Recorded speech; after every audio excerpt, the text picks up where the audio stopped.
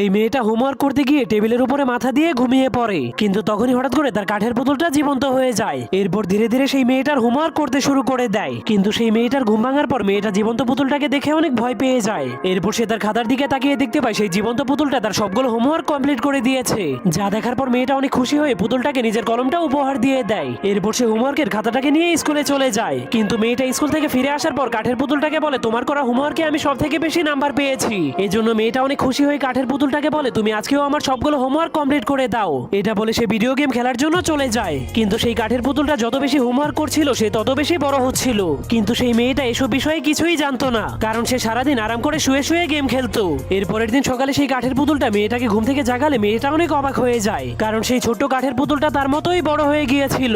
এরপর কাঠের পুতুলটা মেয়েটাকে ভিডিও গেম দিয়ে বলে, তুমি আরাম করে বসে বসে গেম খেলো, আর আমি তোমার জায়গাতেই স্কুলে যাচ্ছি। তখন সেই কাঠের পুতুল স্কুলে যাওয়ার পর মেয়েটা অনেক খুশি হয়ে গেম খেলতে শুরু